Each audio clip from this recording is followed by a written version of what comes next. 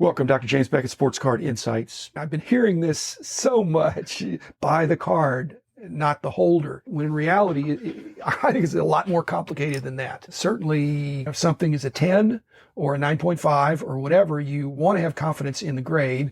And so the card and the holder and the grade and the company that's grading, all those things should matter.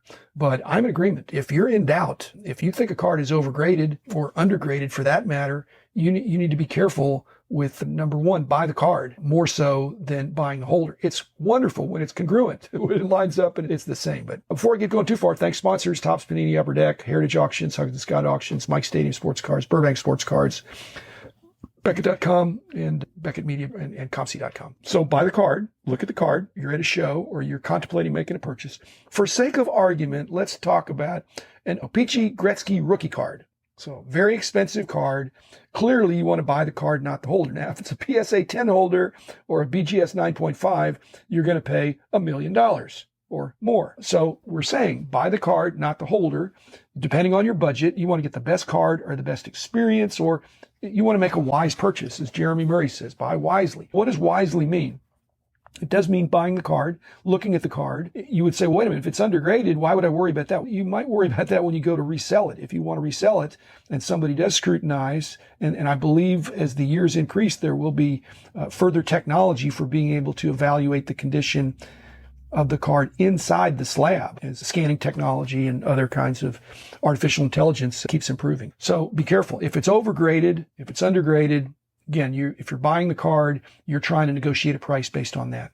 But that's not all. I think there's some other things that people do when they're buying, more so than buying the card or the holder, they're buying the trend of that card in that grade. I think that's dangerous. Like I said, you could have a dip, nothing goes up forever. So buying the trend, buy the card, not the holder, not the trend, not the chart. There's more and more of these services that are coming out where you can see that you're going to buy this card at this price in this condition because look what's happened in the last 90 days. Again, be careful because the next 90 days don't have to be like the last 90 days. You just don't know. No one knows. The other comment I made about buying the card instead of buying the holder, even buying the card, like I said in the example of Gretzky, you're really almost buying the person. You're buying the player's career. If you buy a Luka card, buy the card, not the holder, but you're really buying that person and you're buying his potential longevity and increasing and successful performance and lack of injuries. Don't buy the ratio. When you're buying a card and it has good eye appeal, ratios don't always apply. If you're comparing a 7 grade to an 8 grade, but it's a strong 7 and a weak 8, don't buy the ratio. Again, look at the card and figure out what it would be. I've mentioned that all PSA 8s, all BGS 8s, all SGC 8s are not created equal in and among and between themselves. If you have all the same subgrades in a BGS 8,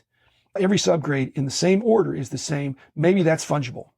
But otherwise it's not. And don't fall, again, buy the card, not the holder. Especially don't buy the holder by averaging up the subgrades because it matters which subgrade. In fact, all BGS 9.125s are not all the same. Okay. Because it depends on which of the subgrades got a 9.5. So again, buy wisely and don't fall for that shortcut. Again, not all 9.6.25s are equal.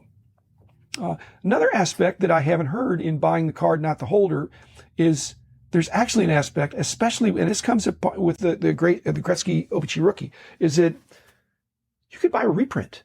Okay, and that's somewhat heretical. You're buying the card, not the holder. If it's a reprint, it's not even going to go in a holder. Okay, but if you don't want to spend $1 million on a card, there are reprints that are for tens of dollars. I don't know how much they would be now, but a long time ago, they were $20. Now that seems like a ripoff, except that it's a nice looking reprint.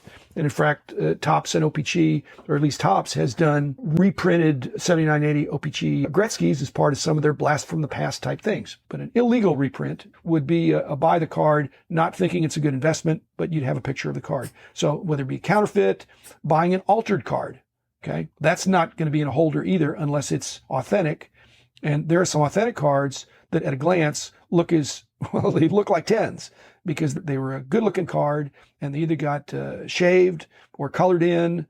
So they might have been a 6 or a 7 or they got trimmed. But see, that's buying the card, not the holder. The holder says it's authentic, but you've got the card. So again, I'm not telling people how they can or can't collect. I'm just saying buy wisely, which means don't overpay for something. If it's authentic, the price should really get a haircut. Another thing I haven't heard talked about but is happening in the vintage world is, buying the card. They're not buying the card or the holder. They're buying the original photo.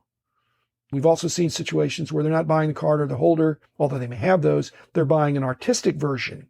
And that's coming more and more in vogue with the, Topps Project 2020. So a blown up art of a Gretzky rookie or an artist's take on that. That's another way. Again, it's not buying the card or the holder, but it's buying something like the card that allows you to say, do you have it? Here's what I have that's like that. I don't have the PSA 10 OPC Gretzky because I didn't have a spare $1.3 million lying around, but here's what I do have. And finally, don't want to go without saying, I think there'll be NFTs. You may say, I don't really have the Gretzky OPC rookie card, but I have an NFT of it. That could happen. That could easily happen. Or I have the artist's enhancement of that. So I think it's not nearly as simple as buying the card, not the holder. It's figuring out what you want, figuring out what your budget is, and not overpaying. So each of the alternatives I put forth is a way to scratch that itch. Buy wisely and don't be fooled. Don't be too simplistic to say it's this grade, therefore it's this price, and I must buy it. There are many alternatives even within that card or card-like element. So anyway, that's it for buying the card, not the holder. Have fun. I'll see you on Monday.